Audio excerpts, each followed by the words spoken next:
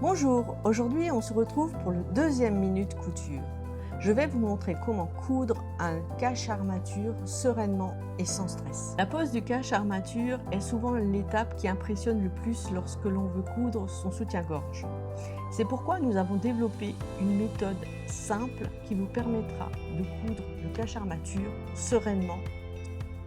Commencez par mesurer la longueur de votre armature ou reportez-vous à la fiche technique de celle-ci. Ajoutez ensuite 0,75 cm à chaque extrémité, soit 1,5 cm au total. Cette valeur est importante parce qu'elle permettra à l'armature de rester libre dans son logement sans être trop contrainte, ce qui limiterait sa durée de vie et risquerait à terme de percer le cache-armature. Coupez votre cache-armature à cette longueur, puis marquez les deux repères correspondants à la longueur utile à l'aide d'épingles. Laissez ensuite 2 cm de surplus de chaque côté au-delà de ces repères. Sur votre soutien-gorge déjà assemblé, réalisez une petite encoche au niveau de chaque extrémité des surplus de couture, côté dessous de bras. Cela facilitera la pose du cache-armature. Placez ensuite les deux repères du cache-armature directement aux extrémités du bord de l'élastique et à l'entresin. Le cache-armature doit ensuite être réparti sur toute la longueur de la couture d'assemblage entre le bonnet et la basque. Bord du cache-armature sur le bord de la couture d'assemblage. Ceci est à respecter scrupuleusement. Dans notre exemple, le cache-armature sera rabattu vers la basque. Sur d'autres modèles de soutien-gorge, il pourra être positionné de l'autre côté de la valeur de couture. Le principe reste exactement le même. Pour fixer le cache-armature et le placer précisément, je vous conseille d'utiliser de petites pinces plutôt que des épingles. C'est pratiquement le seul moment en lingerie où j'utilise ces petites pinces. Le cache-armature est relativement épais et des épingles ont tendance à glisser et à se déformer. Les pinces permettent de maintenir l'ensemble beaucoup plus confortablement. Répartissez progressivement le cache-armature sur toute la longueur. Même si vous avez l'impression qu'il est légèrement plus long, ne vous inquiétez pas. Piquez ensuite au point droit à 2 mm du bord du cache-armature. Cette couture doit être réalisée parallèlement à la couture d'assemblage du bonnet avec la basque et se situer à exactement 2 mm de cette couture.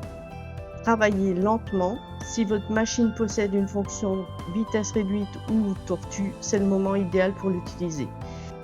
Si vous constatez que votre couture s'écarte de la ligne souhaitée, arrêtez-vous, relevez le pied de biche et repositionnez votre ouvrage avant de poursuivre. Aux extrémités, au niveau d'élastique, il est normal de ne pas pouvoir fixer totalement le cache-armature sur 2 ou 3 derniers centimètres. Ceci ne pose aucun problème pour la suite du montage. À cette étape, vous pouvez choisir de dégarnir ou non les surplus de couture. Personnellement, je ne le fais pas systématiquement, notamment lorsque la basque est réalisée dans une matière très transparente.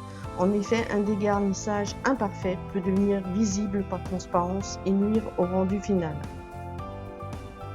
Rabattez maintenant le cache-armature sur la basque.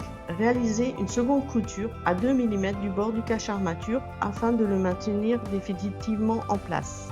Aux deux extrémités, effectuez quelques points d'arrêt. C'est l'un des rares endroits sur un soutien-gorge où des allers-retours sont réellement nécessaires. Si vous souhaitez une finition encore plus soignée, vous pouvez ajouter une seconde surpiqûre visible côté endroit. Pour cela, surpiquez exactement dans le sillon de la première couture. Comme votre première ligne a été cousue à 2 mm de la couture d'assemblage, vous obtiendrez naturellement deux lignes parfaitement parallèles sur l'endroit du soutien-gorge. D'ailleurs, c'est pratiquement la seule couture que je réalise côté envers lors de la confection d'un soutien-gorge, celle du cache-armature. Insérez maintenant l'armature dans le bon sens en respectant sa courbure. Une fois l'armature en place, fermez les deux extrémités du cache-armature à l'aide d'un point zigzag serré. Coupez ensuite les surplus de couture du cache-armature. Et c'est seulement à ce moment que vous couperez ces surplus. Et voilà, votre pose de cache-armature est terminée. En respectant tous les repères, les distances de couture Tout au long du montage, vous obtiendrez une finition nette et durable.